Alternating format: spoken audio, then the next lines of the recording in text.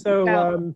we've been very, it's been a privilege for us to have Team Slalom join us for these sessions. Thank you, Ginger, for your work, and Fred Wright, who's a lead agile trainer for the consulting organization Slalom. And he's the expert. We couldn't find a better expert if we, we went to wherever we might try to go, but he's right here in Portland with us. Fred, tell us what we need to know. All right, well, thank you very much. Yes, so I'm Coach Fred. I'm a team and technical coach, which just means I've been programming forever. I started on a Bally Astrocade when I was 12 years old, and about 4K of memory. Graduated up to like a TRS 80, so similar journey, I'm sure, to some of you. A lot of programming. And then Agile came out in the 90s, and that was fantastic for us developers. Really helped with the management-developer relationship. So what we're going to look at today is how do we take those concepts of Agile building software and apply them to the classroom, right? And so Ginger, my colleague Ginger, went over a lot of Agile concepts last time. And now today we're going to get a little more concrete, and we're going to talk about what would a Python class of individual developers, what would that look like if they did Agile? What would a larger group that's maybe integrating and building a casino look like? And then I've got some bonus tools for you at the end. So maybe I'll try to do about 10 minutes for each of these sections, and I'll try to stay time boxed here. Another Agile principle. So let's get into the deck, shall we?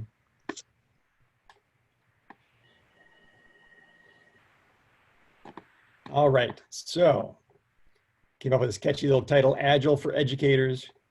So I'm going to take some of the concepts that Ginger went over last time, and these are kind of fundamental to Agile, right? So visualize the work. I think you guys talked about Trello. There's tools like Miro.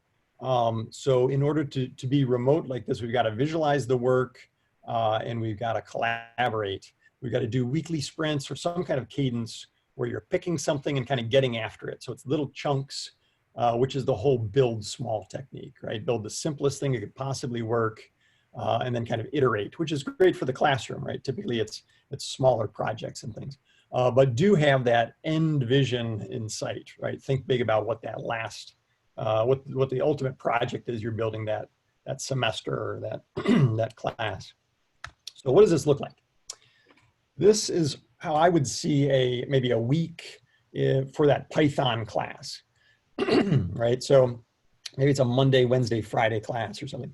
So Monday, you could kind of do planning. They would pick what they were going to build that week. So have something ready for them if they don't know. So I think it was like a Pythagorean theorem thing, right? So maybe week 1 is a hello world. Then week 2 is calculating formulas, kind of researching that. Week 3 might be user input. Then they're going to add in error handling and that sort of thing. And then have them do Trello or whatever they want to do. Like I just drew up, you could do something like just have them draw up, oh my thing's not working. Have them draw up a to-do list with sticky notes. And so they would just be able to do that and maybe take a picture of it and send it to you or something. You don't have to go all electronic, even though Trello is great. But you can get really creative, I think, with how they track the work. So then have them break it down as far as, what are their small tasks? They got to set up an IDE, they got to come up with their formula, that sort of thing. Let them break that stuff down and then have them get after it and then have them demo, right? So instead of just turning in the assignment, maybe you give each student 3 minutes on that Friday class to run their program and kind of show off, to the rest of the class. And of course, reflection, I'm sure Ginger kind of drilled in the whole retrospective idea. So, have a group discussion at the end of the week. What's going well, what's not, what do they need? And so that could be a week for individual Python coders.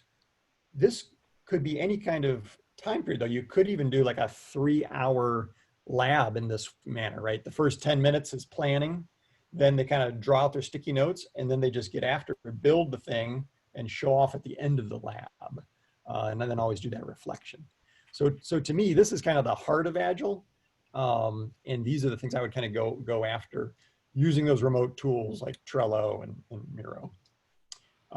Let's see, let's open it up. I've been doing a lot of talking already. So let's open up for a couple minutes of discussion, then we'll move on to maybe a casino, a larger approach. So any questions or thoughts?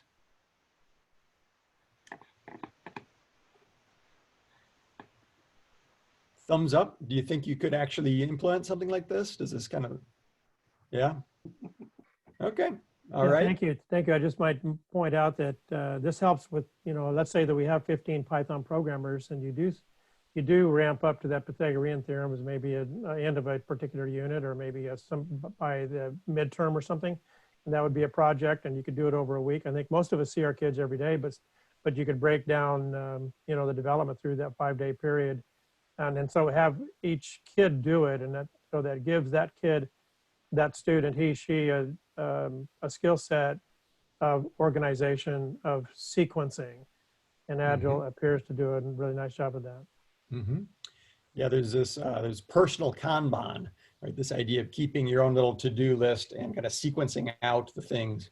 Yeah, and we're going to get into dependencies and things like that next. Yeah, so let's get into it. While Fred is switching slides on you, I'll just share that if you have any questions around tools, Fred is a master of I don't want to say a dictionary of lots of different tools you all can use. So I know we've been talking a lot about Trello and Miro, but there are a lot of other ones out there, and he's a good person to pick his brain on if you want to talk about other tools you can use. And I've got 2 bonus tools at the end, so we're going to spend a good amount of time on those too. Okay, so now let's take a look at that larger team effort. So now you have a class that's not individual contributors. Now they all have to collaborate to make a casino, a bunch of casino games, and then integrate that into a main menu or something. So what are the Agile concepts that apply here? Integrate early and often, right? Don't wait till the end to have a big bang integration. Get that walking skeleton going, right? So the first sprint, or maybe the second sprint, they should all at least be sending messages back and forth, getting something up and running and demoing. So that's important, right? They don't get to spend the whole 10 weeks or 20 weeks or whatever, just, hacking away. They've got to start showing progress. This is maybe a stretch goal to automate everything. I'm not sure at the level of automation for the kids or whatever, but we definitely believe in automating everything. And then of course the technical excellence, basic stuff you're teaching, right? That all comes from Agile, solid principles, refactoring, TDD and whatnot. So kind of high level Agile concepts. Again, let's get really concrete and kind of see how that would play out. So here's the team, right? The classroom is the team. The first thing they're gonna have to do is plan out those sprints. And they're gonna do that with like a dependency board, so maybe Miro. Basically, they're gonna lay out. Well, here, let me just show that because that's kind of abstract, right? Let's pull up Miro. Okay, so here Miro is super easy to just create. It's like a big drawing tool, right? So you can create grids and things. And do stuff with it. You can drop in sticky notes and make shapes. And so I was just kind of laying out, okay, if you have a few sprints, and this is basically weeks, these are weeks of your project, you have one team or one individual working on the main menu, and then you have some other person working on game 1. You could then do, game 2, kind of have different swim lanes, right, for the different teams or the different individuals.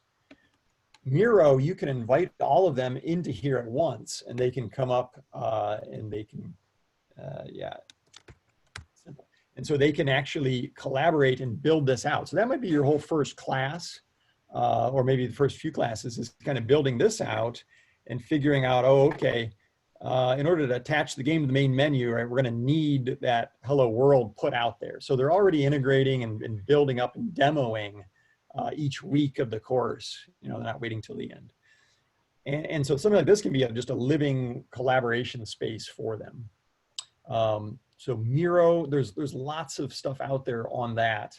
I won't spend a lot of time drilling into that tool because I'm sure there's tons of tutorials and things. We use a lot, right, Ginger? I mean, really jumped into Miro since the whole COVID thing.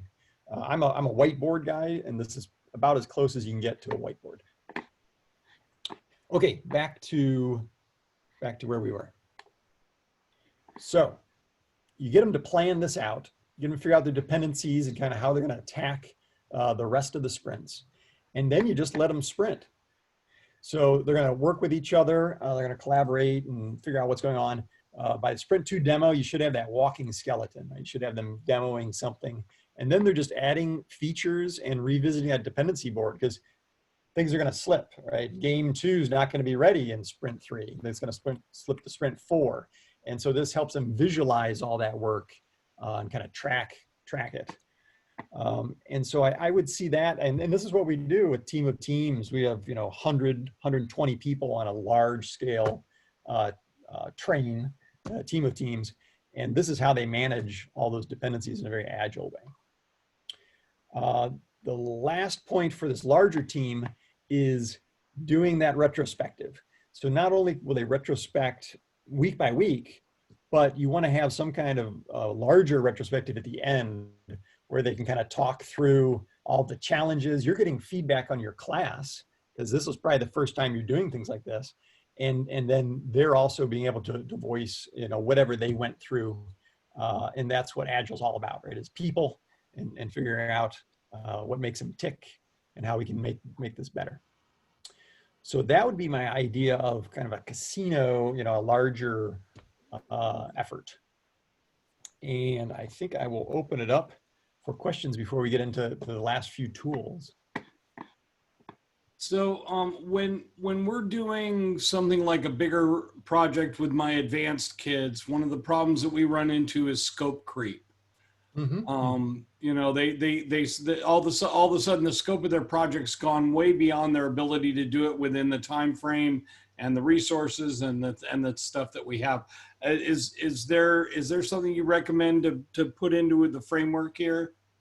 Yeah, actually, so MVP is kind of what we call it in industry, right? Minimum viable product, keeping stuff small. But the other technique you might look at is like story mapping.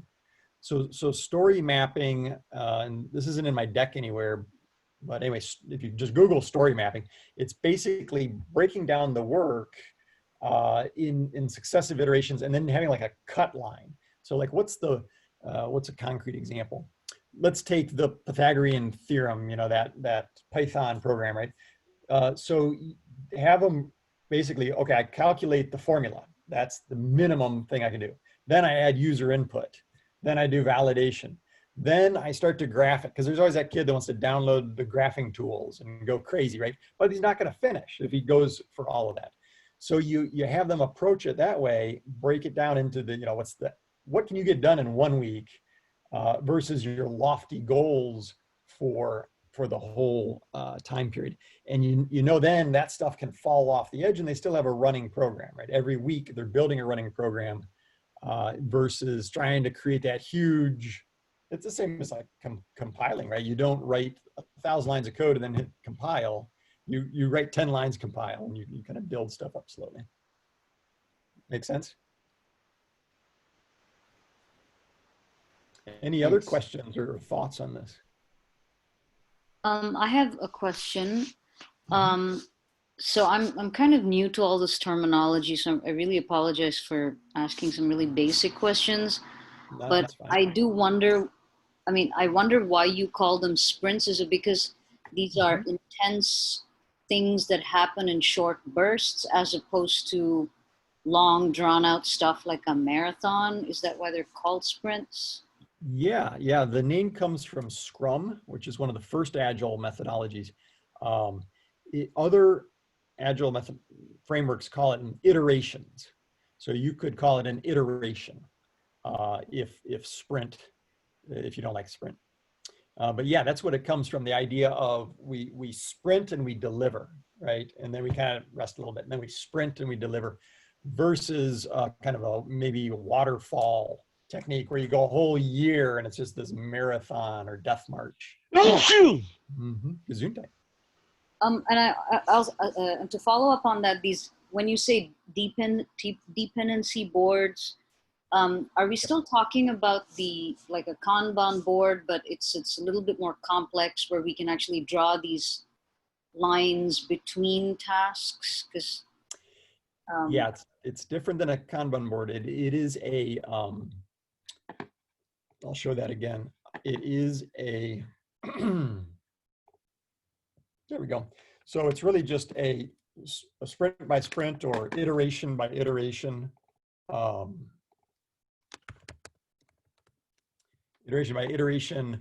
view of the work. And the most important thing about it are these lines, right? Saying that you can't attach game one to the main menu until they have something up and running. So it's ways of looking at which kids are going to have to work with what other kids, and you know, what are the dependencies. You might even think of it, it could be, you know, you got to get the database in place before you build the middle tier to call it, or, you know, that kind of approach. Does that make sense?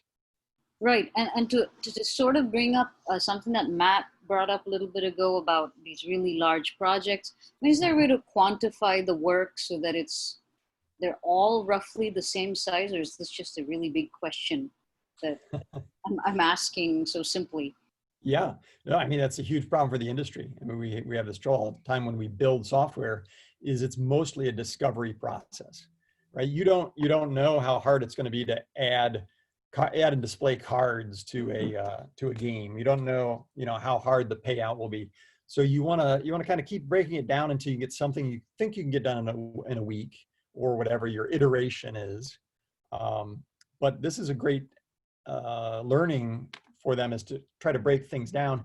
And remember, Agile is not about knowing, it's about guessing and building, and then seeing how you did. And then next iteration, you're going to know, geez, I can't get all that done, versus the student that goes for the huge program, right, and just blows up at the end.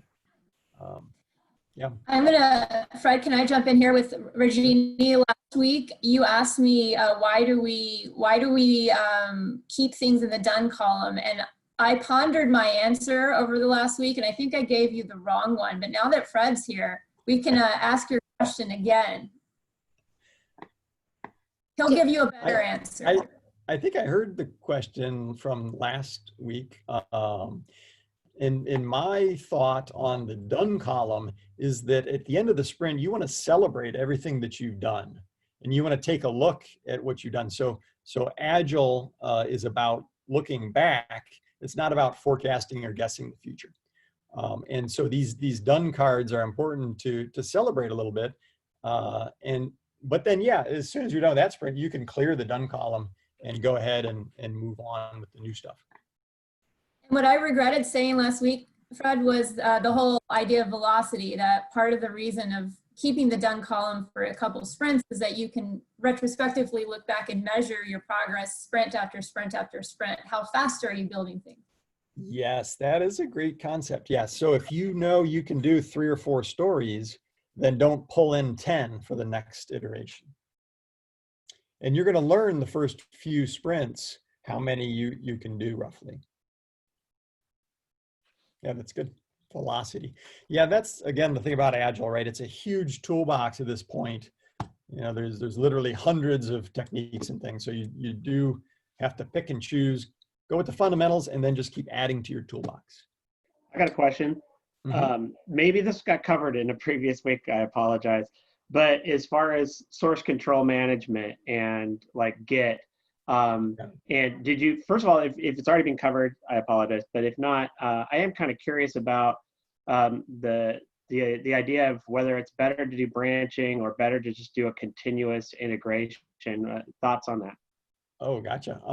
I think all the cool kids are doing trunk-based development now, or they're trying to anyway. And I would expect with Classroom, like these kids, I would probably just do single branch, and then let them though get in that habit of fixing it quickly, right, when they break it. So all hands on deck when they break it.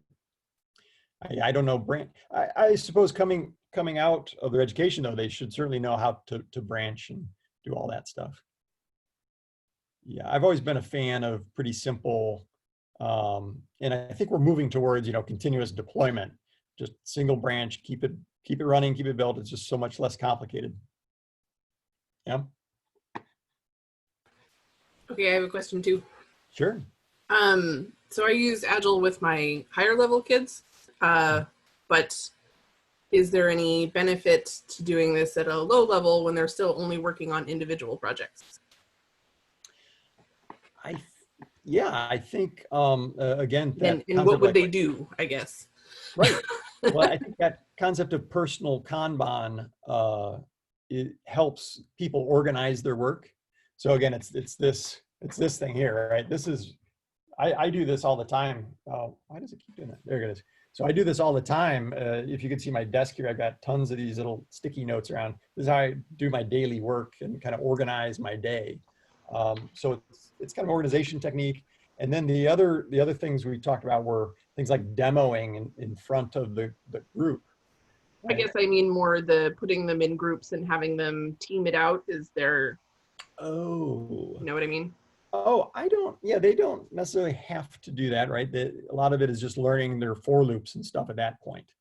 So maybe that is sort of an upper level thing where they then start to collaborate. But actually that brings up my last two tools that I want to show. And so let me pull these guys up here. All right, where were we? Boom, boom. So these things can be woven in to both of those other techniques, I think. The concepts are code retreats and mobbing. And let's start with mobbing. So you've heard of pair programming, probably, right, where two people use one keyboard. Mobbing is when you have 5 or 10 people and one keyboard. And that sounds kind of crazy, but it's amazing. The amount of defects that come out of mobs are very, very low. So you have one person as the navigator. Well, one person's the driver on the keyboard, then one person's the navigator telling them what to do. And then the mob is all collaborating and telling the navigator to tell the driver. So there's rules around it, and I've done it a lot in person. I found a website where you can do it remotely. And I would love for somebody to try this. But it's a remote mob. And so this is a case where they're all mobbing around one problem, and it just accelerates learning like you would not believe, right? They all really understand this problem really quickly. Mobbing is basically you do that driver navigator mob, and you switch the roles every 10 minutes. So everybody's typing for 10 minutes and then switching, everybody's navigator for 10 minutes, and then they're part of the mob for the rest of the time. And it's super fun. I think it would really land well with a bunch of kids learning how to program. And so that might be the way to go versus worrying too much about some of the other agile approaches for individual contributors. And you could do this, on a Friday just to break up the semester or whatever. The other technique, which is very similar, is code retreats. And code retreats too are typically in person. I found this remote code retreats, a bunch of tips here. So check this out. It's all in the link with my deck. But a code retreat is a day, but it could be a shorter time period. It could just be a class. But it's a day where you practice coding techniques and you throw your code away. You're not worried about the program. You're playing with techniques. So whatever that might be, maybe small methods, right? Three statement methods, or no primitives or whatever. And you typically pair and you typically TDD on it. So I think this could also apply to the classroom where you do a code retreat. I could talk about code retreats for a half hour, and I think has anyone done a code retreat with the group? Yeah. They're a lot of fun, and it seems like that would be a really good application. And it's a totally agile thing, so I had to get that in there too. Let's see, how are we doing on time? Not too bad. I got a couple minutes left. Yep. So the last slide is just a bunch of references on Agile, and then we'll have the links on all these tools. I guess we can open it up for any other questions or discussion on if you think this could work. And yes, folks, the slide deck will be on a link coming to your email soon. Mm-hmm. Good. All right, let me know how it goes. Yeah, I think the mobbing and retreats can be used in a kind of, and folks, we're going to roll into the hazards, potholes, and challenges of this next 9, 10, 12, 18 weeks. And so giving us these tools to break up the monotony of synchronous, asynchronous, online video, we're going to need them. And the idea of bringing in Agile to weave into our teaching, I'm looking for tools to make teaching a little more interesting. And I definitely see that I can use these, so thank you. Mm-hmm. Well, with that, you know, Slalom, I'm hoping we can keep you close to us and partner up on some future events and happenings. We're going to close out this PD sessions for August of 2020 here tonight. But, you know, there'll be some fall events, or particularly a fall conference. And we're already thinking about how Slalom could partner with us there. We'll reach out to you on that. And we'll make emails available. Just so you all know, and you remember, Slalom is doing this pro bono. We really appreciate what you're bringing to us. You're bringing us a fresh perspective. Sometimes we get in the trenches and we need that another voice alongside us, and you have brought that to us. So we are very appreciative of your work. Great job, Coach Fred. Thank you, Ginger. And you guys can hang as long as you want, but if I were you, I'd probably bail because it's going to get ugly here in the next 10 minutes. So anyway, thank you so much. Our next item is just going to talk a little bit about how this fall looks like in this new teaching environment with being, you know, not in the classroom. So we're going to close this session out. We're going to drop right in. I'm going to set it by setting the stage here by telling you what I've been told about my classes and so forth. We've gone to 9-week sessions, or 9-week, and it's really odd. We've gone from trimesters to 9 weeks, 12 weeks to 9 weeks, same number of minutes. If we get to the hybrid, 70 minutes, although it varies on the CDL, and giving the same credit. But my question is, wait a minute, 12 weeks to 9 weeks, I'm giving the same credit. Am I expected to cover the same material? No, I mean, they don't know. They don't give me that answer, but they are going to give full credit for 9 weeks versus 12. And now I get to figure out how to deliver that content and bring that student to a particular knowledge base in the time that I have. So the time has been changed now from 70 minutes to 45 minutes because the counselors and anyone else who knows human condition says, wait a minute, a student in synchronous or conversing with a teacher directly for 70 minutes on a computer, that's not going to work. So we've reduced that even down to 45 minutes. So for however long we're going to be in CDL, comprehensive distance learning, Sherwood High School will be 45-minute periods for a day with some breaks, and one 30-minute period for social emotional check-in and so forth every day for a group of kids. And there's questions about having videos or having our Zoom sessions saved for SPED kids or review. That's not been solved yet. There are some answers, but that's where we are. We're able to teach from home, create the lessons and interact from home. Our district's not requiring us to hold office hours in the bricks and mortars of the Sherwood School District.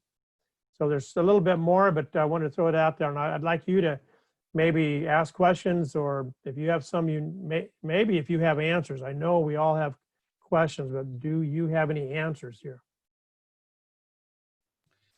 No answers, but it's worse in Bethel. We're going to 6-week sessions with 3 classes, and we're supposed to give the same amount of credit that we were giving in 18 weeks in a semester. They're 6-week intensives, and they're only going to take 3 at a time. And if we do, and it's made to go back and forth between hybrid and not hybrid. And it looks like it's going to be virtually impossible to give any of my college credit in a 6-week period. I talked to people from the community college today, and they said that you know, they've had kids doing 4- and 6-week intensives in the summer on college classes, and the kids burn out if they're taking more than 1 at a time. And so this 3 intensives at a time just seems like an awful lot. And so we're a lot of us are in the same boat, and you know, it's very, very unusual. What can we do? We got to roll with what we're given, and you know, I have to let go of a lot of stuff at this point. I appreciate that comment, because we can kind of run ourselves into the ground worrying about things that we have very little control over. And we may have a better answer or wish it was done a different way, but you know what? It's going to happen whether I retire, you quit, or we all go after it. And so I've been, and you know, Kathy and I've had discussions about this, and with other sessions as well, we've talked about this, and there's a lot of anxiety, and I worry more about the anxiety of my peers right now than I do about the logistics of delivery. Honestly, I do. Because I've had teachers, one of the biggest things is, what am I going to do with my kids? I'm going to have to be teaching all day, but they're home as well. How can I help them? And that is that is a very difficult thing for them. I don't happen to face that issue, but I feel it. And it's like we're all first-year teachers again. We're all thrown into this thing. And again, if I can encourage you all to do anything, it's to let a little bit of it go and realize that we'll get through it. Kathy. So T, in the chat, we have Jan, and he's telling us that his union is arguing over the schedule. You want to say anything about how unions can help here? Well, okay, thanks for that, because the union is that voice that can help, and some things have to be mitigated. I'm a union leader, and so in Sherwood, we've been trying to bring up these points and trying to iron out some things. And the elementary, I know, is going to be worse than high school, than the secondary, particularly high school. Elementary teachers will have it much worse the way our district is doing it.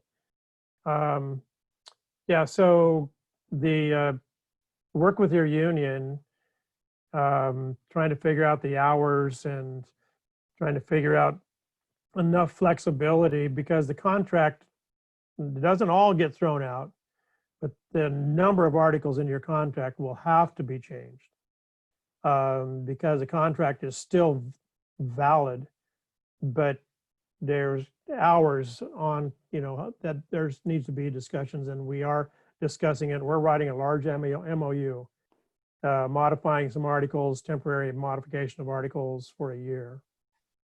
So work with your union. North Marion decided that they're just going to drop. The students typically have a 5-period day, and now they're going to have a 4-period day. Basically, they start at 9 o'clock, they go to 10, then they get a half-hour break, then the next hour, and then a 45-minute, or I think they do 2 classes in the morning, and then for lunch they get a 45-minute break, and then the 2 classes in the afternoon with the half-hour break in between. So the nice thing is that our time is the same, but we have to be ready on a week's, oh, it's Friday. Well, on Monday, we're going to be going hybrid.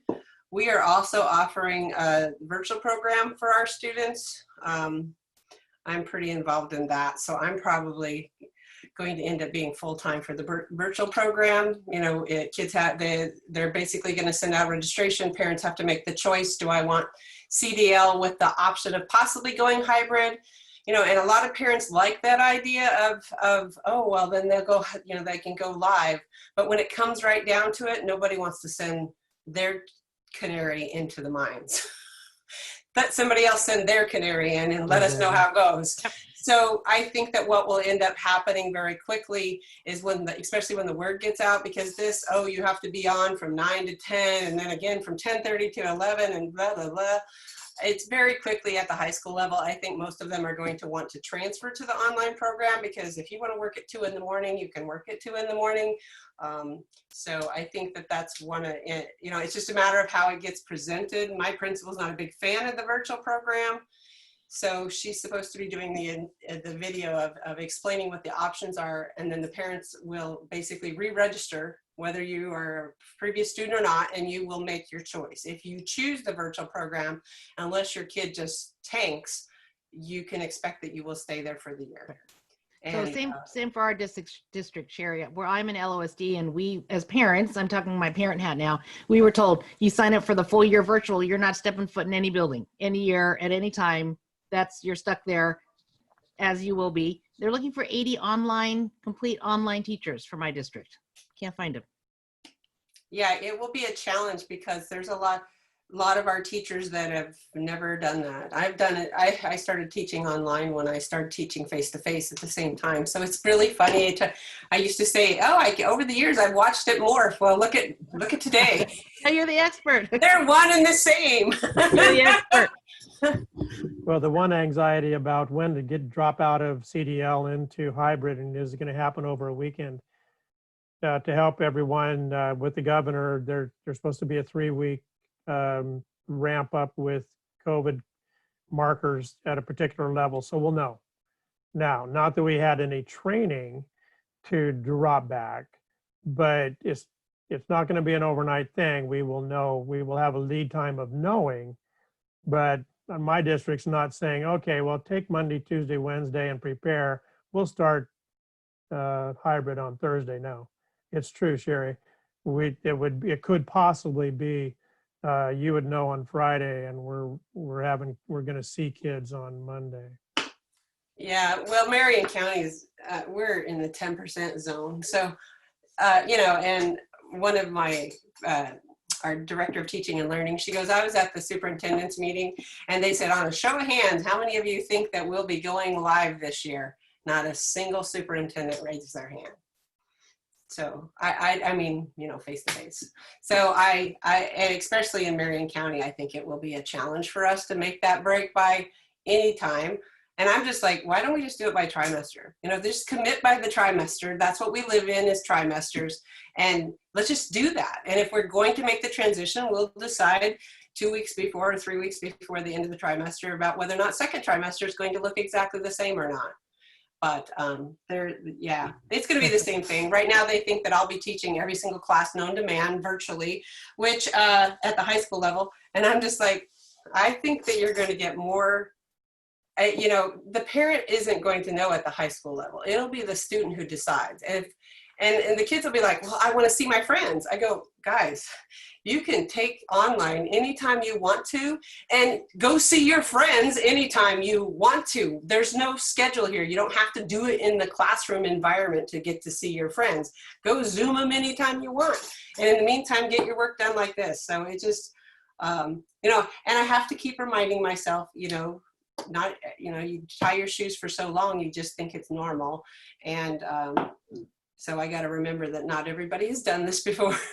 And so I get impatient because I watch them stumbling around when, you know, it's really not that hard. But that's just me.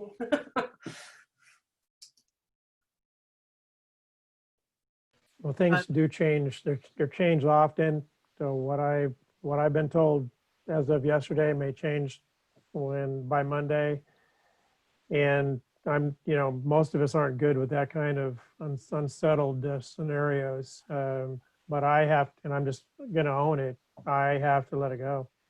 And, you know, I think maybe we have like Sherry, I mean, she's a star on this. She could, you know, that's not going to bother her if they change it a little bit. But, you know, we haven't, in the spring, I had, you know, all my Python kids were in one group and I taught them in asynchronously. All my, you know, game design kids. So I had a pile of game design kids. I had a pile of Python kids, etc. But now I have them strung out like I would if I'm face to face. I have a small Python group in every 4 sessions. So logistically, and the one, I'll just close out with this. The state said you have to have synchronous teacher-led learning. And this is where you can, there's some wiggle room here. That does not mean in my 45-minute period that I have to have Zoom on the entire time. No. At least my district has allowed me to say, it may be a day I don't have Zoom on. And there may be a day where I do have it on a good amount of that time. But a student needs to have teacher-led instruction, and it will be graded. But it doesn't have to be full-on synchronous. That relieves the pressure a little bit from our teachers who had young children because it said, oh, relax a little bit, because they had a little bit of time to turn that computer off. They work with their kid a little bit, their own children, and then get back on. Yes, you want to have interaction, and you know, Zoom comes back on, or you're using, maybe you use a Slack channel or Discord, or use another way of having these chat boards that you can put out there to make that work. So it will take tools. We need to use ones that we're comfortable with, and realize that while teachers are stressed, students are also stressed. You think about your sophomore boy that can't sit still anyway, and he's got to sit in front 4.5 hours of a computer. And so it's going to be very difficult for all of us. But I just want, you know, I just don't want people to go over the edge, and there will be some people that will leave the business, some teachers that will leave the business, and because this is just not what they came to do. So we need last comments, and we'll move on. There's a commercial on television about someone being not agreeable to having an earthquake on a particular day. And that reminds me of everybody's planning for like November-ish to start the courses. Yet at the rate at which we are going, like Washington, Clackamas, and Multnomah counties, they're meeting 2 of 6, 4 of 6, so far and so on. So it just takes less of that control to change everything. If they tell you on Monday, oh, you know, in 2 weeks, you're going to start your hybrid model, but yet the numbers don't indicate that, and actually she sends us back, then it's like everything has to be rerouted. So it's like, I don't know, it's just how things are being planned with the blinders on what is happening outside the school realm. So that's. Well, we have a network here of teachers who face the same issues, and you know, you have the emails of everyone. If someone's comments, you know, Sherry's a star, so go ahead and email her and say, how'd you do this? Sorry, Sherry, but you know, she's an expert and she can do it. And you can email me, and Chris is over here saying, yeah, I got this. T, let's get going. And but it is concerning, and I share that with you, and let's have conversations and help each other as we go. So let's close this out and move on. I took the liberty of taking what I knew about you folks who responded to me, and I said, hey, 7:50. We're right on, pretty much on target on time. And you know, give us a couple minutes on a tool. I mean, you can jump in here for what I suggested, or you maybe have something you've learned or came across over the last few weeks since you had this little survey. I'm going to call Sherry out because she said, hey, I found something new and I was up late and found something that was cool. Talk to us, Sherry.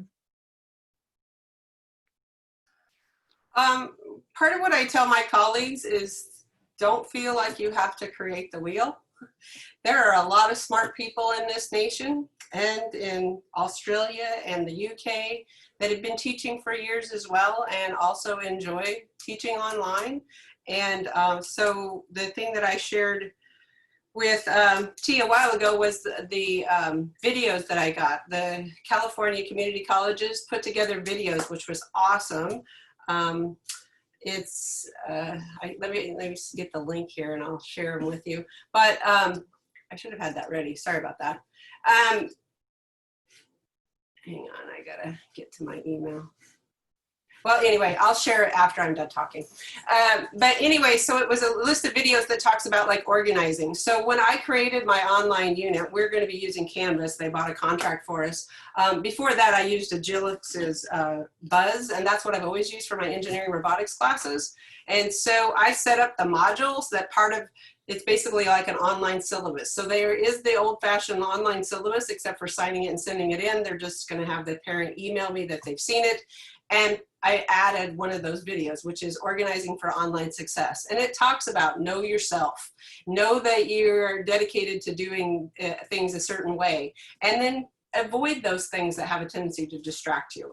And you know, if music helps you stay focused, then you should use music while you're doing your online classes. Anyway, it just gives you a bunch of these tips like this, and they're interactive. So the kid can't just like play it and then walk away. It will stop waiting for input from you. And so I will put that link in there. But like I said, there's a lot of resources that are out there that you don't have to, don't try to create it and do it all by yourself.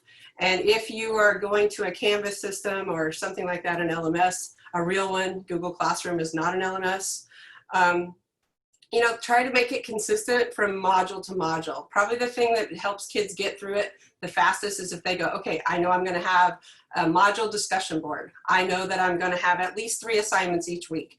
I know that I'm going to have a unit test at the end of the module, or a module test. So if they keep those things consistent for them, and after, by the time you get through the second week and the kids realize, oh, this is the way it's going to be, you're going to have some super success. It's when you go, oh, I'm going to do a wiki this week and a blog this week, and we're going to have a Slack conversation. Yeah, you will lose them fast. And then the second major tip is grade quickly. Really try to set a 48-hour turnaround on all grading because the kids need that feedback. They are gamers, especially in our computer science world. And so if they don't get that instant feedback, as a matter of fact, I've been playing with badges. So it's like, oh, this is kind of cool if I did a badge for every unit test or whatever, and they can collect the badges, you know, they'll get them to be encouraged about doing those sorts of things. So it's, yeah, and they're going to get a certification even though it's shorter. So I'm really glad that our district decided to just cut a period out, even though that means they probably won't be taking as many electives, because then I still get the same amount of teaching time that I normally do in a trimester. And it just means that they're going to get a less credit, you know, 1 less credit. And our district is, our school board is already looking about, you know, reducing the number of credits required. The state still hasn't said anything about whether or not they're going to reduce the number of credits required in order for the CTE funds, but I think it's going to work out.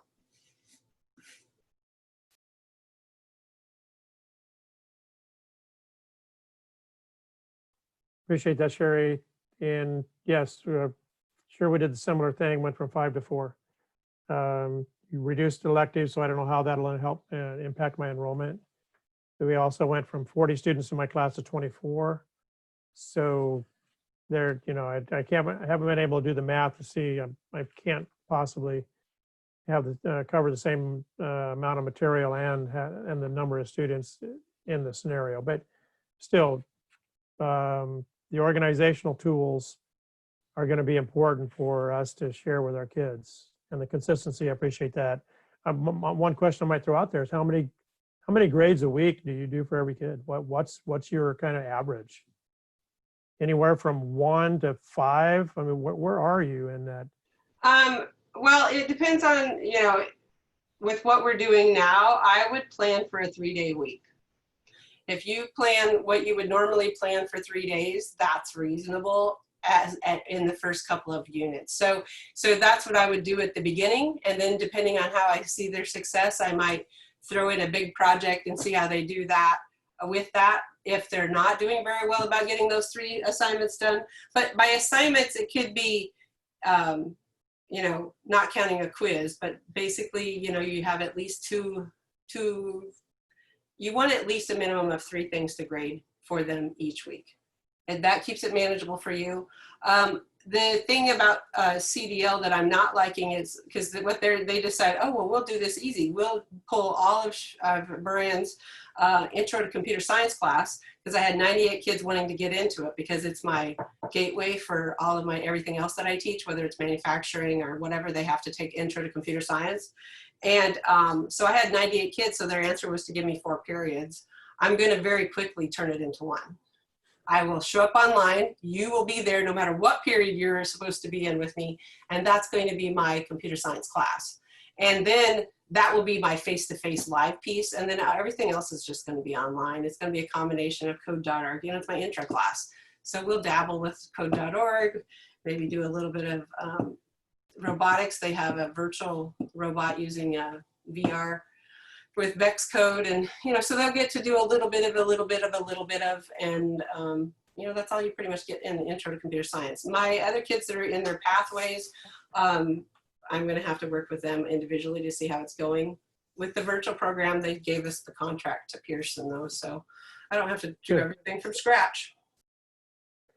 Hey, Kim, do you want to talk a little bit about that? Did you say Wakelet? What do you call that?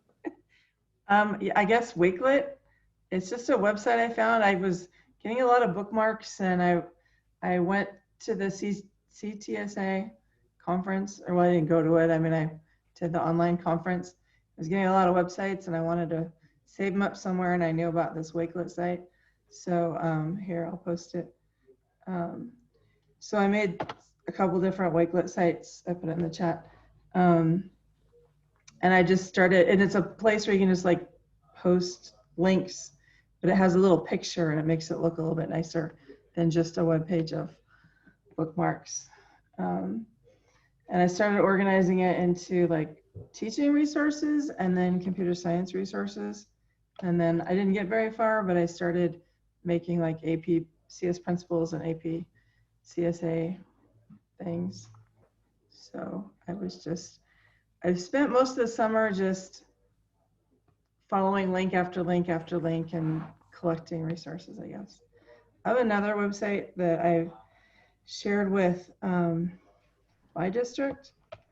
That's what I started with, and then I kind of switched over to that Wakelet site. So I'm going to attach that too. Did I do the right one? Yeah. The second thing I linked up there is just what I had originally done with my district, and it's just other resources. So I just sort of collect resources and share them. Appreciate that. Thank you. Thank you, Kim. So Tuesday, Hi. where are you, Tuesday? Hi. Do you want to share out on the I know you had a couple of things, but in particular, this OER thing has me interested because I heard it from the state Yes. that some people were beginning to talk about the open education resource. And Tuesday, you mentioned it. Do you want to chat on that a little bit? Yeah.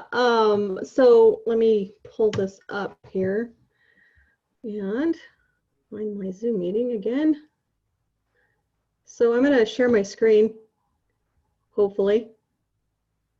And here it is. So come on, being slow. So it's oercommons.org, and it is a repository for, is it working? Can you see my screen? No. No, nothing yet. Okay. Nothing yet. Okay, hold on. There it goes. Okay. We got it So- now. All right, so what this is a repository for all different kinds of classes and age levels, and it's all open educational resources. And if you don't know what that means it's free, and that you can also use it without copyright fear. I've signed up, and so I'm opening my groups right now, and I'm going to go over to my hub instead. And you can join, like, the Oregon hub is Oregon Open Learning, and I hopefully it'll open here. And so you can find classes as they continue to build this, and you can also deposit classes. So open up my groups. These are the groups that are in the Oregon group. And you guys are in my way. I don't know how to move that. Okay. So like Oregon CTE, I'm going to open this one up. And what you can do is if you join this, if it will open, you can take a look at the resources that they have available here. I haven't joined this one because I haven't had a chance to really look at it very well. But it might be of more interest to any of you. And there's different grade levels and different courses that are already made for you. You can also deposit things here. Let's see how you do that. You would have to join the group, and then you could add your resources in there. But you don't have to join the group to grab this stuff. So if I wanted this, I don't even know what this is. I just clicked on it. What you would do is then you would save this to your computer because the whole idea with open educational resources is that you save it and you share it. You don't have to share it, but you save it and then it's yours and you can share it if you'd like. If you want to make modifications to it, you are more than welcome to. That is the whole idea for this. And you can see you can break it up into grade levels. This is how where I'll put it in my STEM teacher group, and I've saved one item to my STEM teacher group. Okay, so go back to groups, and you can, see all the groups. This is nationwide resources, and so you could go to all different kinds of states. You can just select different subjects. Sorry, my dog is unhappy because I've locked him out. And then you can, and that works, just pick your subjects and it'll sort it out that way. Lots of opportunities to share and lots of opportunities to get your easy lessons to then modify. Any questions on that? Can you hear me? We can, and so thank you for that. The OER is something that I think OCSGA would be looking at as far as posting some of our curriculum materials as a host. So yeah, but Sherry is, Sherry's, we got some posts going on in the chat. Add things if you will. I'm going to close this out, but OER can. Did anybody else use OER? Anyway, you can use it for your own. I guess the question I'd have: can you make it private so that you could actually use it for your own repository without, if you're uncomfortable having people grab your materials? Do you know if you can make your group or you as a user your materials private? Well, whatever you grab from the OER repository, you save it to your computer. It then becomes yours to modify. Once you upload something onto the computer into the OER hub, then it's open for other people to snag. Becomes the commons. Okay, I mean, fair enough. That's, there may be other resources. Does anybody have any other resources you know about that would be similar? Okay, yeah, go ahead. I was just going to share for getting guest speakers or industry professionals into your room, Oregon Connections, thanks to the STEM Hub in South Salem, they got a Oregon Connections accounts for all Oregon teachers. You can get an account. All you have to do is just contact Penny down there. I'll send you, or I'll put her email in here and say that you're interested in getting it. And it's a great way to bring in that career technical connection with, they will look for local businesses that you know, for this particular type of job that you might be looking for. And they will actually come into the classroom and give a little presentation. They can actually teach a lesson if you like. Some of them will. I haven't had the opportunity to use it. I've just been doing the training this last week, and it's pretty exciting, and it's completely free to all Oregon teachers. So it's a great way to bring some industry professionals into your classroom if you're interested in doing that. So do they also have pre-recorded videos on, you know, industry professionals? Yes, they do have videos as well for, you know, and then they also, what they do is they'll record when the industry comes to your room, and then they fuzz out any students' faces that are in there. You as the teacher could be shown where you're having a dialogue with them. But if it shows a frontal view of any students, they fuzz that out, and then those get saved to the library. Okay, appreciate that. Thank you all. Anybody have any last, I know a couple dropped in the chat resources that you've seen. Go ahead and do that because the chat's recorded and those will be available to you.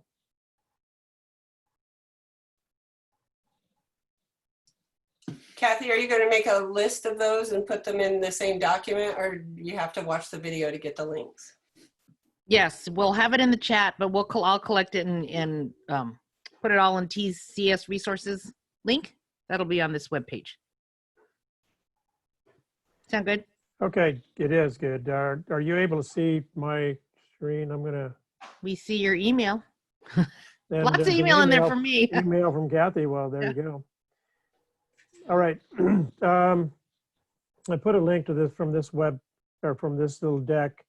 I attended the CS for CTE, which is a subset of CS for All national conference over the last 4 days. And there's a ton of resources here that relate to what states are doing, states and agencies are doing for their areas.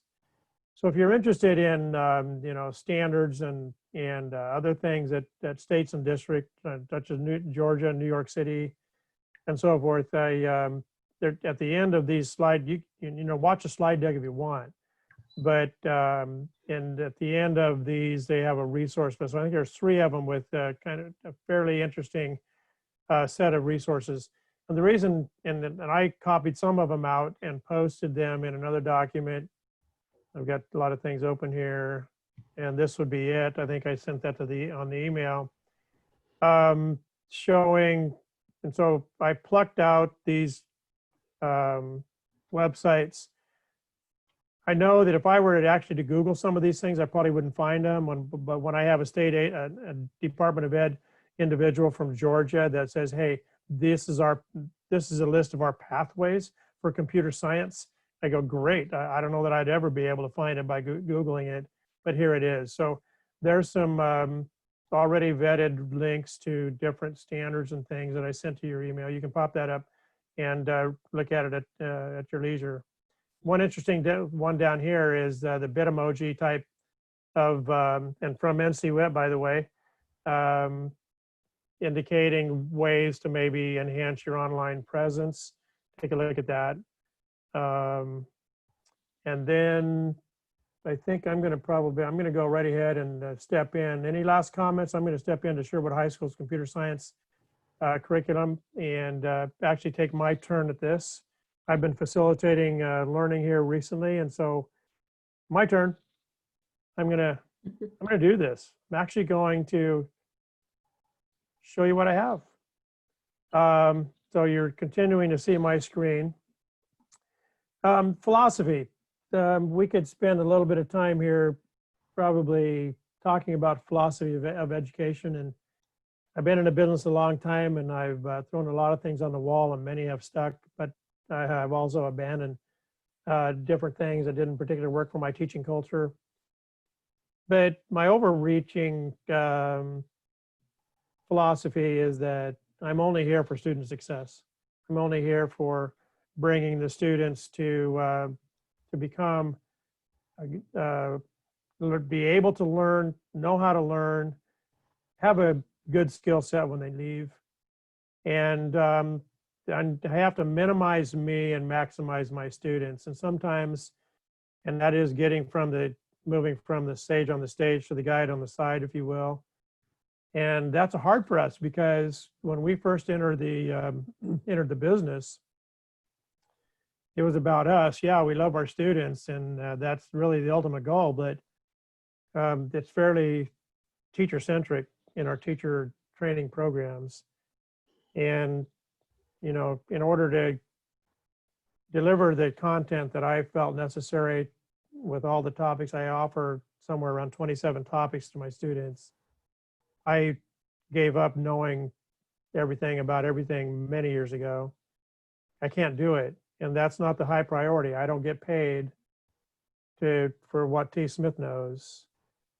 My job is to bring my students to a high sense of self and knowledge. My email, I know you all have it, so we'll move on. I have 4 pathways, and as I'm looking at other states and school district pathways, this is fairly common. I have a software engineering pathway, which is primarily my programming and coding languages. Sequences all the way through AP Computer Science and beyond into machine learning and what do we do after AP Computer Science? Because I have a number of students who take it their junior year. And so, yeah, I go beyond AP Computer Science. On my web development, Chris will talk more about what he does in his curriculum, and his is more robust than mine. But I use, a sequencing of coding, web coding, and on to commercial web, where they're designing pages and getting paid for it, designing sites and getting paid for it later in their high school career. Physical computing, I'm using the CompTIA certifications. And I actually had my program reduced due to the new building didn't give me space for my hardware class. So I'm having to reduce this, but I'm still going to try to offer it. A digital design pathway starts with game design and moves maybe all the way to virtual reality using Unity, but different kind of classes in between. I give a graduation cord or award a graduation cord for students taking 6 classes, but they don't have to be in any one particular silo or pathway. They can navigate in and around there and take these. But if a kid wants to really concentrate on a skill set, then this is available to them and doing it this way. But what you see here is the way I name my courses is kind of interesting. I have a transcript. Here's my transcripted names: Python A and B, Java A and B, AP Computer Science. I have one, and these are labeled Strut, Students Recycling and Use Technology, Strut ABC. And then pretty much everything else is projects, A through F. Now these letters may expand, but students just, I may have a group of Project A students, but they may be all over the board with the number of, with the type of, Project A does not specify a topic. Project A means that the students have taken the prereqs to get into projects, and then that Project A is their first class of their choice. Project B would be their second class, maybe in a pathway, maybe just another one of their choice. And A, B, C through F. And I have students who are pushing the envelope and want me to add more letters of these. But these are generic because with all these titles, to find codes and to create specific names for everyone and so forth and so on is very difficult. And I don't think it's necessary, in my personal opinion, and I don't think it's necessary because the student shows she's done a project ABC through F. And someone might ask, well, what does that mean? And then he gets to tell the story, she gets to tell the story. So the only downside I see is your transcript doesn't script the course names, but that's the story for the kid to tell. Okay, so the cohort learning, and in my period, in one of my periods, and you know, I'm actually going to talk about what it used to be like when I'm facing students. I would have 7 or 8 topics in any one period. But what I list all the topics in my course catalog so they know that these are available. But when they forecast, they pick the generic computer science term for their classes, regardless of what they want to do, whether it's game design or AP computer science. And then when they arrive in the class on day 2, after some preliminaries day 1, I go over the rationale as to what courses they should choose, their level of confidence in computer science. You know, what's their pathway? What do they want to do? Maybe their friends are there and they want to work with them. That's great. And then I turn in 150 schedule changes to the counselor from that changes their course from computer science to the transcripted course projects A through F, computer science, AP computer science, game design, etc. Now, my school didn't like this idea, but once we sat down and began to talk about it, they actually liked the idea, and this is why. I don't have any singletons except for computer science or AP computer science. When they all come in and they have a computer science as a generic name, the counselors and the administration find it very easy to populate my classes. Boom, I have period 1, computer science. 40 kids of computer science. Period 2, 40 kids of computer science. Period 3, 20 kids of computer science and then a AP computer science course. Period 4, 40 kids of computer science. And then when they arrive in my class, they choose their topic at that point and go from there. So these are some of the other strategies that I use in this scenario. I use a lot of blended work. I bring a lot of experts in through the wire. I teach different, some students are not comfortable with, you know, what I call free range learning, and they want me to hold their hand. They want to lecture, they want to demo, they want me to walk them through all the steps. Okay, I do that. I'll do that in Python, Java, game design. I do, but not all my courses. The rest of them, then I create these, you know, the online learning opportunities in blended and flipped classrooms. So this is a little bit more about and what I do, and the key here. And I'm going to stop here after this slide and take a breath and let you ask questions. But I do demo daily to groups of students, like 10 minutes at a time. I provide a lot of resources for them, but I do use Google Sites, as I indicated a couple of meetings ago, for their work, so I can grade them, and it's a repository for all their work.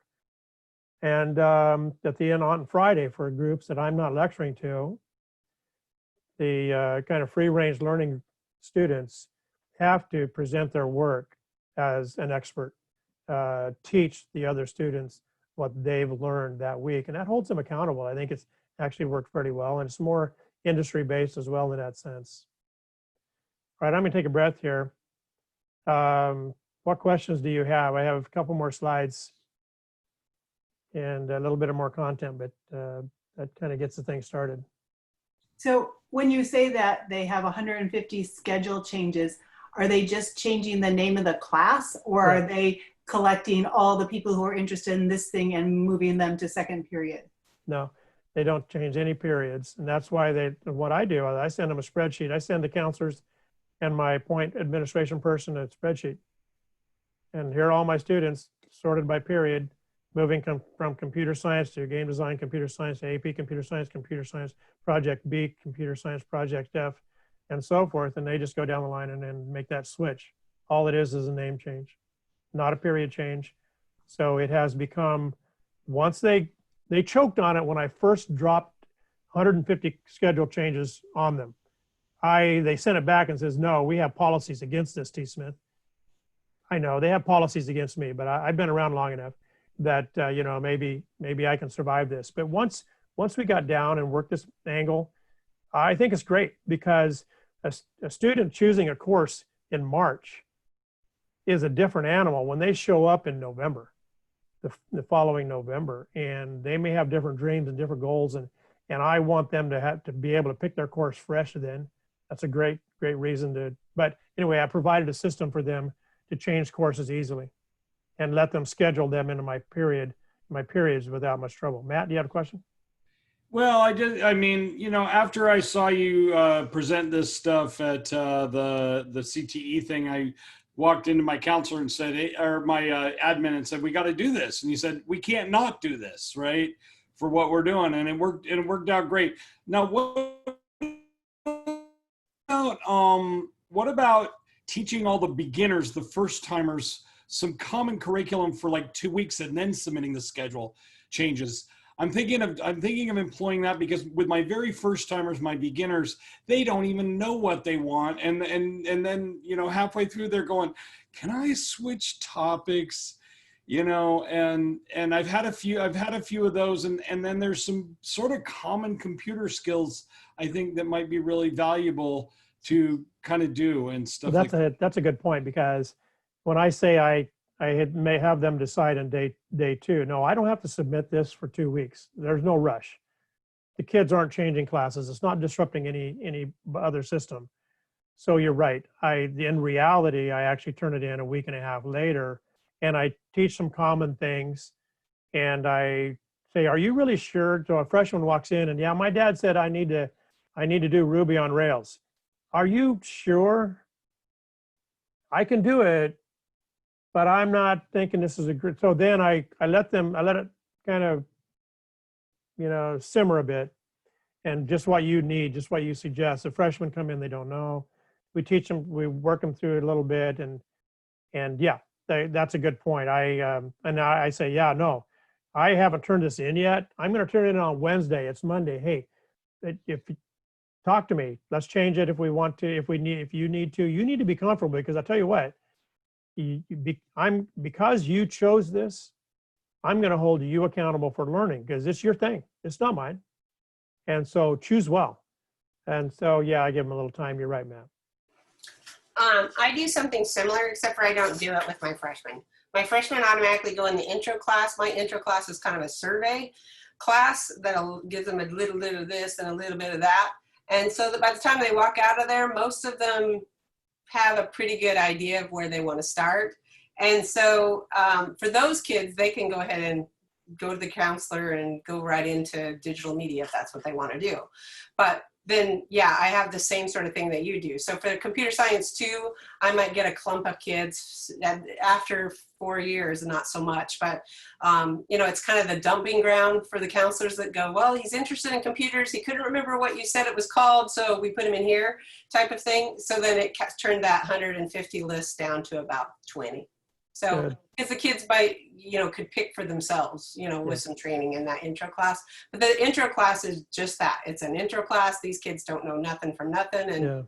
And then I'm making a survey and survey several topics, a good strategy. I will tell you that counselors really like what I do, because they know they can drop a kid who has a hole in their schedule or bombed out of another class, and they can drop into my class and I'll find a home for them. And they really like that, because I fill a lot of holes when it comes to schedules, because they know the kid that I will find a topic in my large list that kid will be okay with. And however, folks, this is not for the faint of heart. Look at my synergy. I know. Now there's some zeros there. Lucky me, I got it down to 10.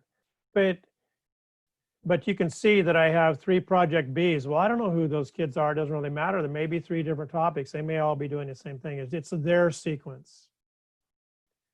I still have one in the computer science, which means he was dropped in probably by the counselor, and I haven't moved him onto her topic yet.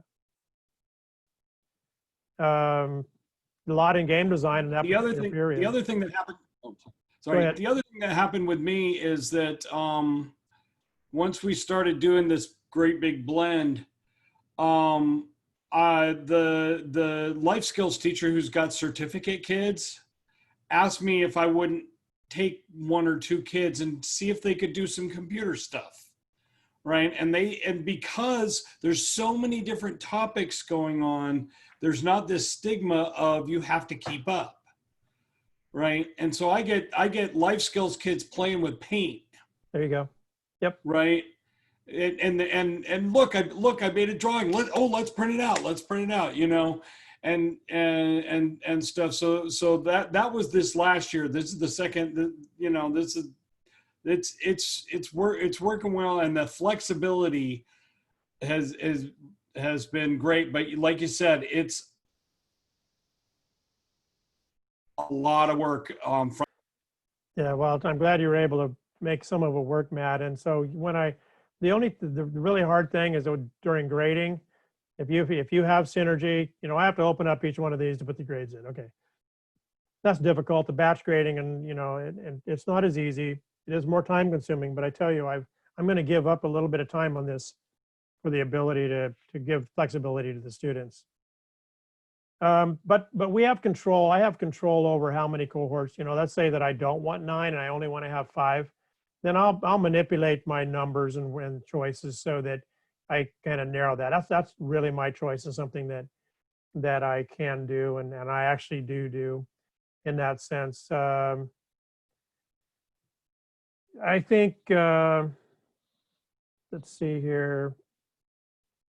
Yeah, I do have this page linked. This is while my students see what I show them in the sense of it lists all my courses and a little bit of information about them, what pathway, what type of learning systems am I using for that particular topic, what will the transcripted name be. So I've kind of built this out. What's the learning system that's associated with that?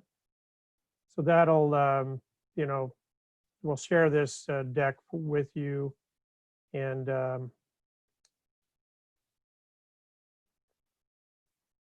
yeah, the more of the same. These are just a continuation from this side from here. So I have topics within my game design class. This is a little bit of a survey class like Cherry was mentioning, where I have these topics that I run.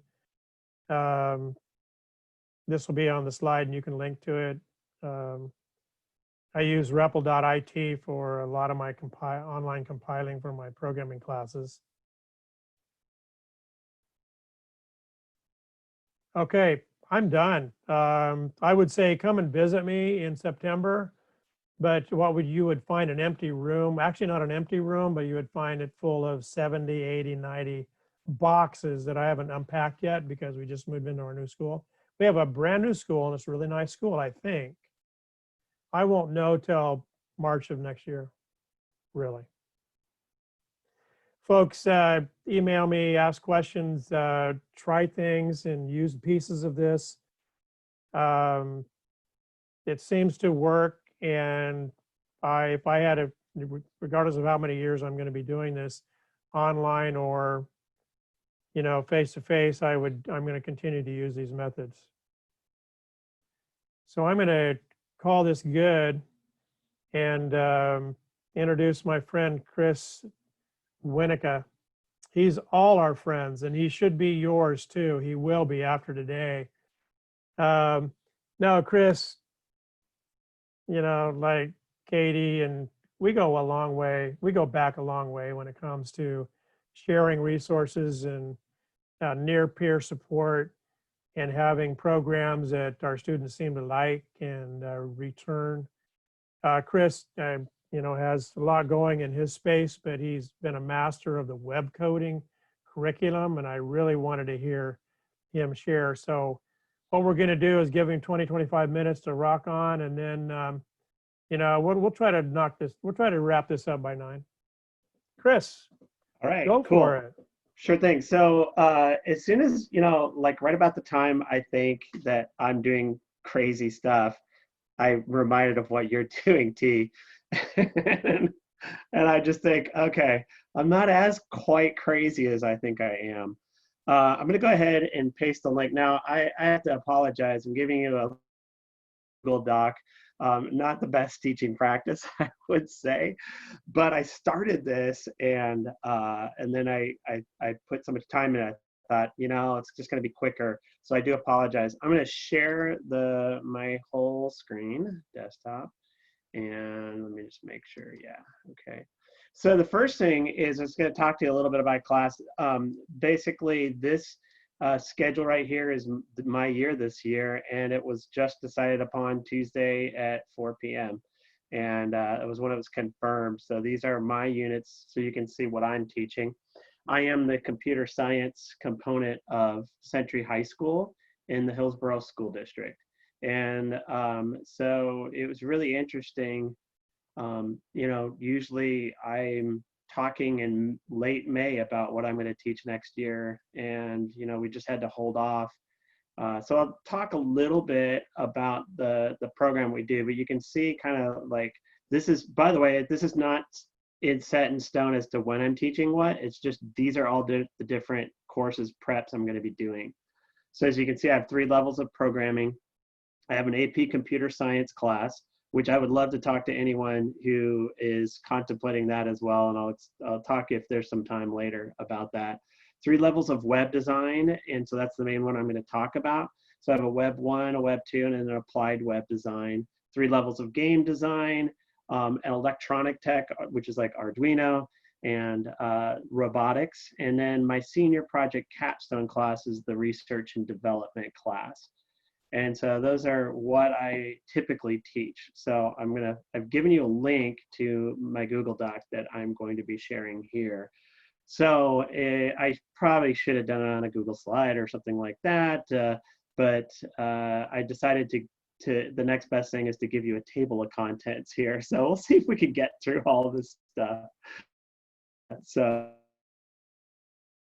there, you can actually edit this free, but I sections where I'm asking for thoughts and ideas, but you can add comments, little notes, you can put in your own resource.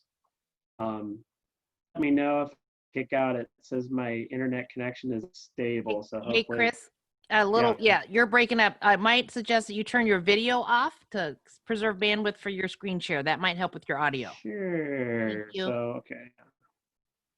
Good one. I hope that helps giving me that little list set. So the latest plan for Hillsborough School District for the year is its comprehensive distance learning. Notice our 4th is the first time they're going to visit that and consider whether they would hybrid or not. But they're designing it in such a way that it could go into a hybrid model, which is they've gone from what was used to be an A-B schedule to 4 course sections per quarter. So normally I'd be teaching, it's a block schedule. So normally I would teach 3 courses on the A day and then 3 other courses on the B day, which is 6 in all. And so what they're doing is no one has, everyone's prep is all at the same time before classes start. Classes were reduced from 90 minutes to 1 hour. And that's just dedicated time in the schedule. Now it's 4 days a week. Wednesday is the day off. The expectation is that as far as synchronous delivery, and they have left that pretty wide open. So it could be instruction. It could be, it doesn't even have to be all of the students all at once.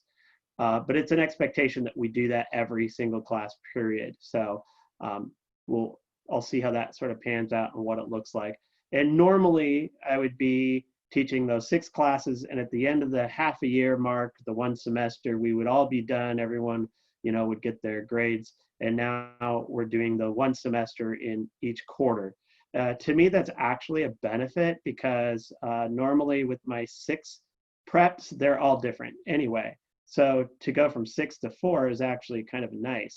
And if you saw that little schedule I showed you, my teacher schedule, it was really funny because they basically had all the numbers to justify me full time with basically what would be 12 courses in the year. So they went from 12 to 16. So I had to sort of spread that out into 4 new sections.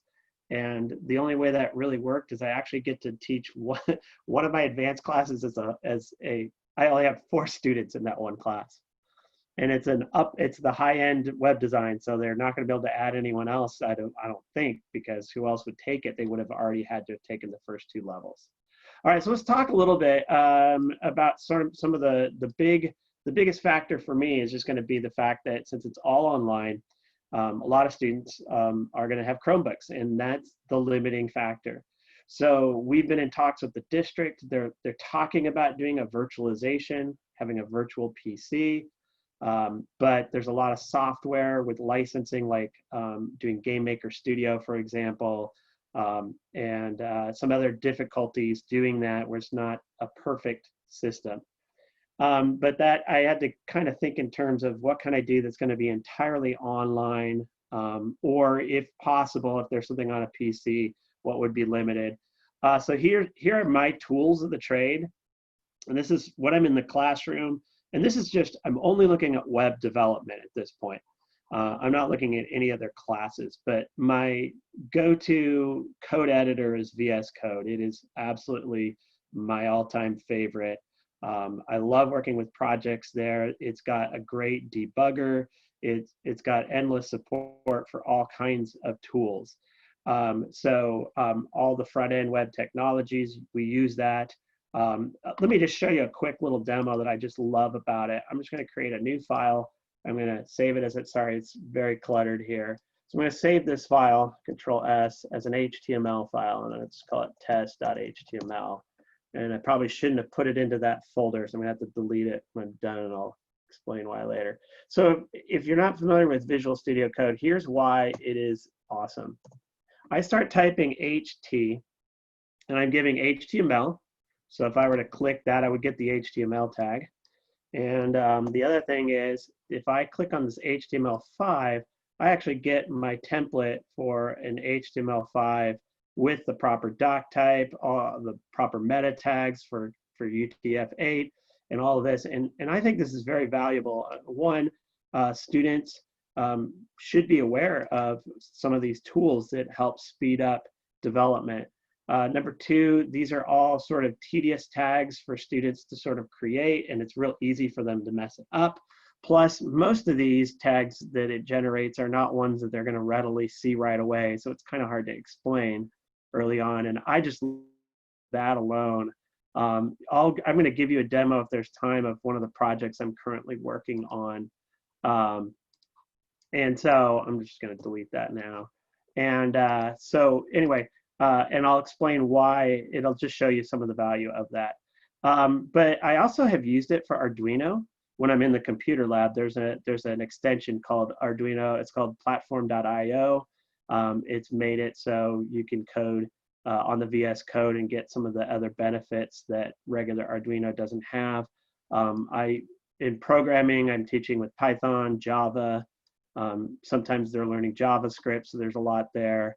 Now, there is no add-on for VS Code, so this is only going to work if I can do it on the virtual machine. I'll let you know if we got it working, but at this point, we don't know yet. Another one that I haven't been doing enough of, but I really know I need to and want to emphasize it in all of my classes, is Git and GitHub. There's a lot of reasons I'm going to explain as we go a little bit later as to why that's really important. So now let's take a look at what are we going to do now that my students are using Chromebooks. What are the tools I'm going to be focusing on?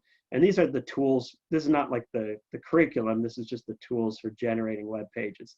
If we get the virtual machines, I'm doing the VS Code. If not, Replit is really good. And I know Terrel was talking about it. I'm sure a lot of you are familiar, but I just thought it was hilarious when I looked at all the different languages that it supports, including lolcode, which is the basic language of lolcats. And I won't show you that, but you got a link there if you want to have a little humor there.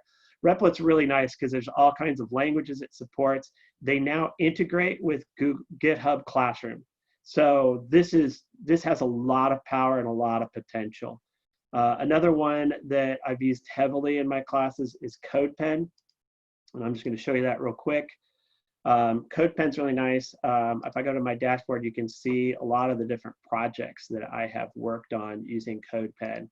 And I even use it for game design. I could even show you, I even created this phaser video game so you could do coding of games on GitHub. It did require, I did have to do a little research on there. I do have a video tutorial series on this that if anyone wanted the link, I could provide that.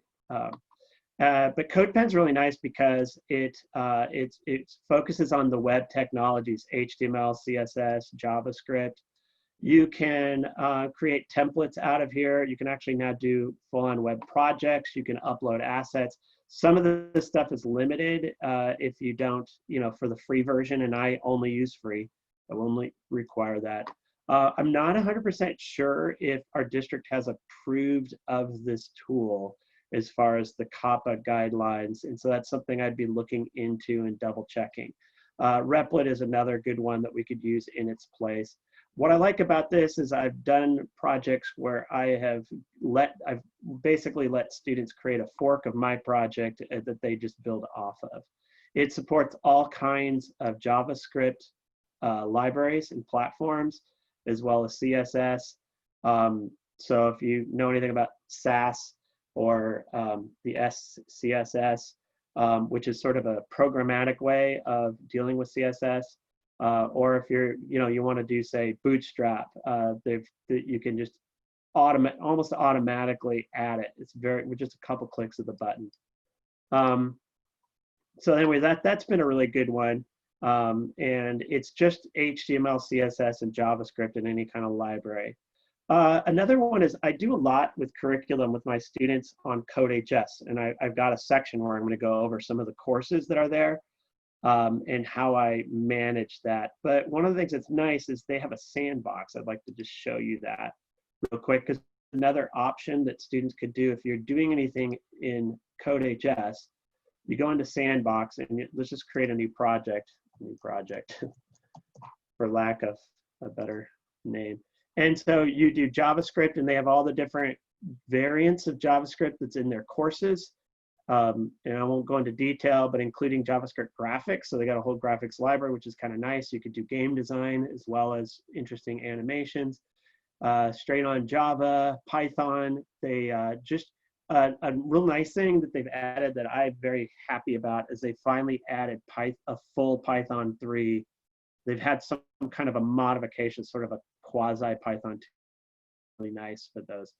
And of course, HTML, C++, SQL now, which is really nice. And then if you wanted to do like React, which would be really good for the upper level web design, and even processing, which if you know Jason Galbraith, he's done some really cool, he's at Sunset, he's done some really cool like visualizations using processing, doing like predator prey simulations and things like that. And they just keep adding them every year. So that's been a really handy tool that is what's nice is a student can do their project and then they can send a shareable link. So you can then go there and get that. GitHub Classroom, another one I wanted to just kind of show you, and I'm looking at my time here. This is really cool. So I can create a GitHub, actually just take a GitHub project, and I did this more for programming. So let's say I did this BMI calculator challenge, and students get an account, you send them the link. They basically, what they do is they they create a fork of your project. And then when they push to the repo, you can get a notification. And I did a thing called Travis CL, which allows me to see if they met. I can set, sorry, I'm backtracking. I can set Python tests to test whether they've met the requirements of the challenge. So it automates the testing of it. And you can also sort of assign and let them sort of pick and choose which of the project. There's a lot of other things that you can do. So that's going to be really helpful. So you could get a partially started project, and then they might work off of it and work on it, or they can do collaboration. They've set it up, like I said, at this point, GitHub Classroom, actually now you could set a set of tests, and you can write it in Python, you can write it, I don't know if what other languages you can do, and then you just basically, with one line of code, you basically say, you know, what are you going to do when they when they push to their repository. And in my case, I actually have a project I'm working on that's going to do a lot of things, like check the validation of their website. Do they have any errors code? Also look at requirements of the project and check to see, do they have the certain required tags. It's going to look for that and determine whether they met that requirement. And there's a lot of other little features I'm going to be working on for that as well. So those are kind of the big ones that I'm particularly using. And so let's take a mini break of me talking, and already some of you are jumping in here. That's awesome. So here's the question: what can or are you doing for your coding tools? So I see the Chrome Duino 2. It's free. Okay, do you have the link to it? If you want to add that, you can add that. Feel free to just jump in with volume or just edit this. So Trinket, Senset. Python to program the Raspberry Pi. And this is all web-based, huh? And so you need to have what the Sense Hat. And what does that drive, the Sense Hat, out of curiosity? I'm not familiar with that.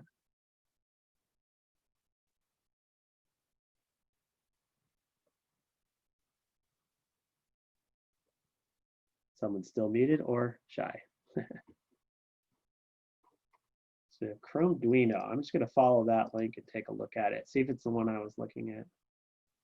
That's nice. So I'm really curious, do they have a good tutorial, or if you know of a good tutorial that would walk how a student goes from the Arduino programming on the Chromebook to actually upload it? That would be an interesting one. I just made him a video, Chris, okay. Katie at Sunset.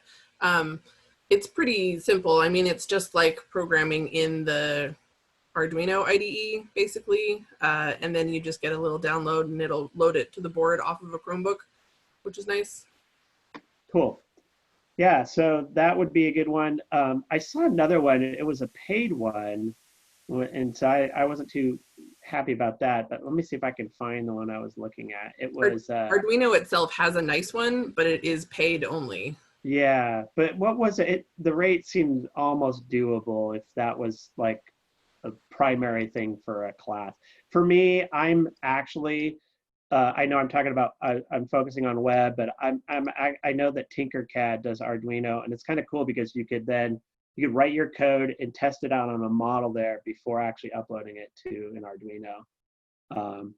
And so for those that are interested there, feel free to add more as you go. For time's sake, I'm going to move on, but feel free to add some of these. Carrot editor, I think, let's see if this is the one I'm thinking of. Google Chrome. Cool. Does it like auto completion, like completing closing tags and things like that? Does it have a terminal is my question. Because one of the things I do a lot now is terminal, and I really want my students comfortable with that as well. You know, the other one is Microsoft has their Make code, and they have an arcade, so they have a video game that's both block and code based. That's another one. I'm going to go ahead and talk about my curriculum. So I focus on the web. I'm looking at my time. I probably need to move on. As I said before, I teach 3 levels of web development. Each course is half a credit. There's no prerequisites. So my biggest background in development, even though I was doing it at the time I started teaching, is in web and front-end technology. So I'm always a student of web development and trends, and I'm always trying to go to conferences to find out what is the latest. So I kind of take it as do the backwards mapping approach. I think about, all right, what's the background knowledge to be a front-end developer? What are the skills they would need to have? And so I think about those and common elements that you would find on a website and then work from there. So I've generated this list, and this is an incomplete, but it's just off the top of my head. Some of the things I ask my students to do. And in a moment, if you want to add your own, you can. Obviously, they need to be able to create a single web page. This is like one of the first things I have them learn about: headers, paragraphs, images, links, lists. that kind of stuff. And I have a couple projects. I have a list of project ideas that I do. I generally try to get them styling it with CSS early on. So I usually have them create kind of a simple web page, uses headers and paragraphs. And once they've got that underway, I then introduce them to changing colors, background colors, and fonts early on, so that they get a sense of this is actually a little more interesting looking. Otherwise, if you just focus all on HTML, everything will look so bland that that they can lose interest pretty fast. I also think it's important, though, to be able to run a page through the online validator and then fix errors in their code, use that to be able to read it. Creating a table, the idea of what's the proper use of a table and what's not a proper use of the table. And so image gallery, that's another project I like to introduce relatively early on, because that is one that has a lot of, that's the first time I think they create something that they feel proud they can kind of showcase. So the earlier we can get to doing that, the better. Obviously, be able to create a nav bar, multi-page web project. They need to be able to connect HTML files, have a consistent nav bar. It's like one of the things that's really hard for students to understand is that the concept of don't make me think, and they don't understand cognitive load. So like every time they make websites, a lot of students, every single web page, they change the order of their nav bar. They like remove the page they're currently on. And I try to hammer that home. It's like, you can't do this. This is just, it gets people angry, and they hit the back button and they close the tab or whatever. So that's kind of one of those things that to me, it's kind of a soapbox, but I think it's very important. But I also want them to be able to style using external style sheets, so that they move them away from style tag. And I try to, if I could at all help it, I try to never let them even know they could do inline styles, because it's like the most horrible way you could try to style a page if you're working on a bigger project. And then be able to create different layouts, to be able to use some CSS techniques. So these are some of the main ones. I'm sure there's more. General styles, understanding what the box model is. So I decided to link to some sources here. This is an old page, but it's still got a lot of good information here about layout, all the different properties that have to do with layout. And they keep adding them as we go, although I'm not seeing the grid. So they kind of like dropped development before the grid came out. For those of you that know, grid's awesome. One of my favorite places to go to get this information is CSS Tricks. So CSS Tricks have the best guides if you want to learn about what is Flexbox and how to use it. They've got great visualizations of the properties and their values that do this. This is absolute must use information. This is really good for creating those nav bars, creating the image galleries. It's good for doing mixed layouts. And so you could do all of your layouts with the box model, but grid is another one. And there's a lot of resources here. This is a lot more difficult to understand. So I would save that for the higher end students, but it is pretty powerful what you can do with grids. And then animations, and I forgot to put my link to animations here. I'll add that in a minute if you remind me. Things that students should know about web development. I think it's important for them to understand the difference between a block and an inline element. And so there's other display type, but block and inline are the two main ones. So it's really helpful to understand. The idea of semantic markup, and I got links to articles on these. Semantic markup is just basically use the tag for its proper purpose. The dry principle, don't repeat yourself. Very important principle in web design, especially when it comes to style sheets. And so this is a good one. I'll just show you some of the examples they have on here. So the idea of grouping selectors, this is another one of those common mistakes I see students doing. They keep applying the same styles over and over to different tags when all they had to do is use the comma and really reduce the lines of code from, in this case, 14 to 4. Doing shorthand properties. So instead of writing all these properties, just do it as one using shorthand. And then there's a bunch more in there. So it's the don't repeat yourself, really good one here. I think they need to understand class versus ID attributes and selectors.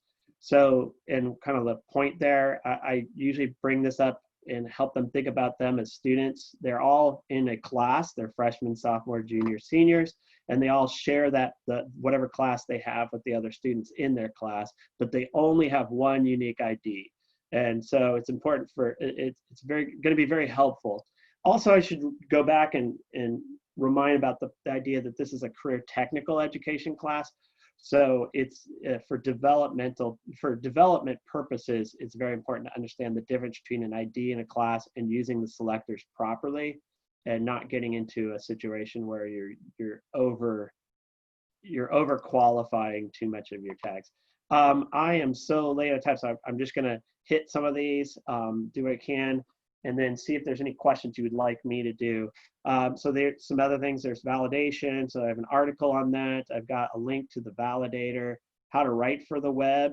This is an important one. Usability.gov is really good. It actually helps students because it helps them to, you're trying to reduce the amount and chunk of the information.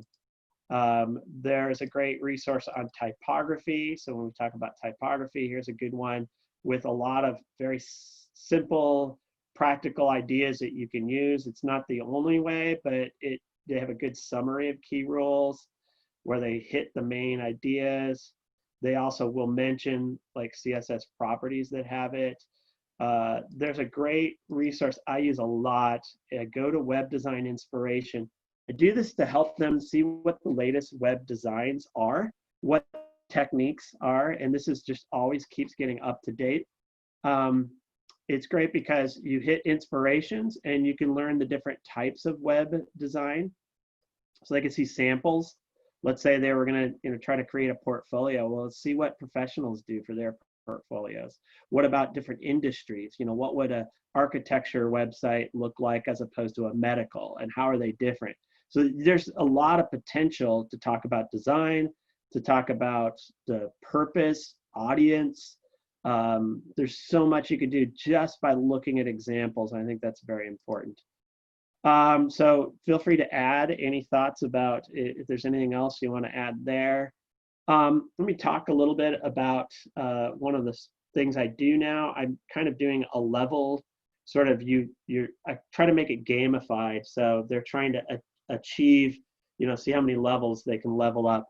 I don't have it well written out, but I use, for grading, I use experience points and achievement points. And the experience points are all the formative assignments. The achievement points are all these open-ended projects. And so I've sort of broken down the different levels of HTML concepts, CSS concepts, what they should be able to do before they move on to the next level. This is not scientifically designed. This is, I'm sure people could, switch some of these around. You could take it and use your own, but it kind of gives you an idea from more basic to more complex levels. And for time's sake, I'll let you sort of explore what you want to do and answer any questions you have about it.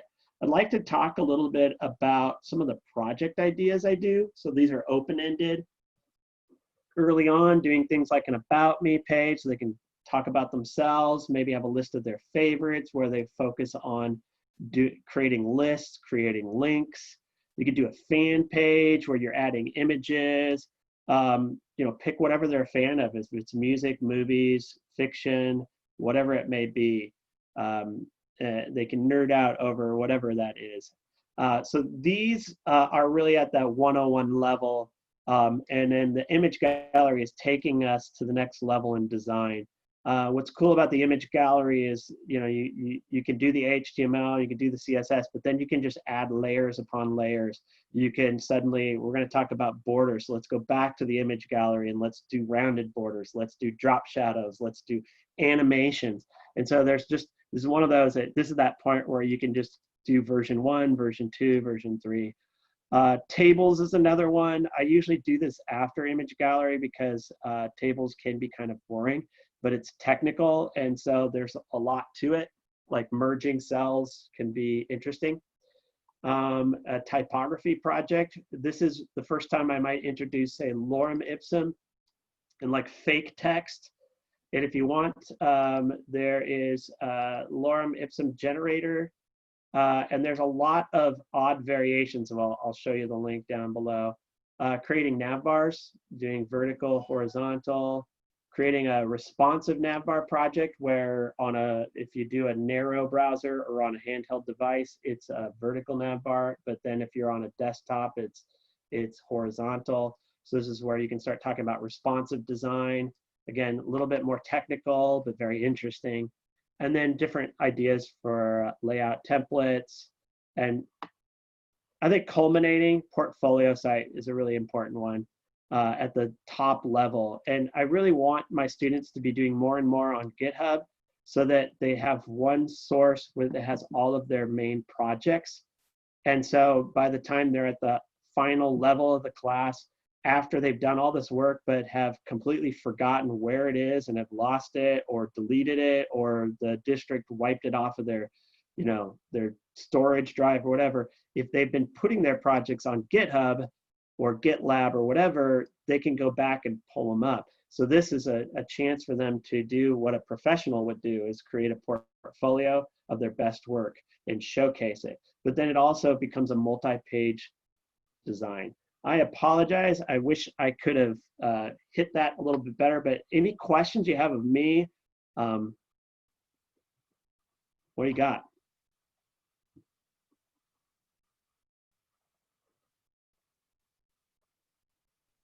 Hey, Chris, thanks. I mean, it's a robust curriculum set. I mean, people pay big money for this stuff. So, the attendees can write me a check for $10 and I'll give you this link. Yeah. I'll tell you one quick thing. If you want to stick around or how you want to do it, I could show you my web project I've been working on that automates independent projects. You might want to see it. So let's put that on hold, and I'm going to close. Kathy usually gets the last word. I'll give her that, but we really appreciate you being here. OCSJ wants to help you become good at being your best teacher self. So don't be afraid to ask or reach out. Kathy, closing comments. You said NC WIT. I want flowlab.io, folks, if you can't afford GameMaker. Flowlab.io is a little online. I think that, Chris, is that right? It can work with Chromebooks. Flowlab.io. Do you use it? I don't. Yeah, okay. Yeah, I think you can use it with Chromebooks if you want to do a game design class and can't afford Chrome or GameMaker, and GameMaker doesn't work on Chromebooks anyway. So that's a couple tips there. I'm gonna be done. Kathy's going to have the last word. Chris is going to demonstrate a couple things, and then we're going to be done for a period of time. So I want to thank you all for joining us 3 nights in a row. Some of you have been with us since the very beginning. I know it is late. You hear that microphone? You know how great that microphone is? I wanted so hold on. So you said I had it's my time. NC WIT, for those who are familiar with NC WIT, I'm going to put a pitch out there for your female students and those students who identify as female. We have adjusted our applications to adjust for the virtual classroom. Aspirations.org, I put it in the chat. Applications open September 1st. Just a shout out, we are here to support your students and make sure they take advantage of that. Now, this microphone, this is from Chris Bartlow, not from Chris Bartlow. His suggestion from last week was the Blue Yeti. So I went out and set it on Amazon and had it delivered to me. Today is the second day. I hear it's fabulous. I can't hear myself. You guys have to tell me, but what I do know is that my son is a music conservatory student, as a graduate student, and he had a meeting today. They're all virtual. They said, and now conservatory music people, everything is about audio. Clear, authentic, clear, crisp sound. And they told their students to go out and get the Blue Yeti microphone. So I know some of you, I could hear you fine, but I think I could hear you better if you had a clearer microphone without the echo and the things in your room and all that. Consider getting one. This whole setup, $45, people. Seems to work. Got here in a day and a half. So I'm putting a plug. I don't even work for Blue Yeti, but I am putting a plug. Y'all should get one. Might keep your students around a little longer if they're listening to some smooth jazz radio on my mic or something. Just saying. So I will, 42 years is worth something in the business tonight. I will give T. Smith the final word. And congratulations, you all. If we were in person, we'd open this because this is the first year we've done an all virtual Super Quest. Congratulations to you all. We weren't sure with the board if this was going to be successful or not, and we're getting some really good feedback. So thank you all. T. Smith, your last word. Oh, thank you. And this is all about you. The board wanted to give you as some opportunity to share and learn in early August so that you could roll into the fall. We tried it this way versus say end of June when it was very chaotic then. And I think it's actually worked. I've taken a lot of notes. I'm going to use things from that I've heard, and it's been great. And I hope that you got something out of it. Feel free to sign off, Chris. You want to give us 5 minutes on that last thing? If you want to hang around, Chris is going to go for another 5. You're on mute, Chris, but.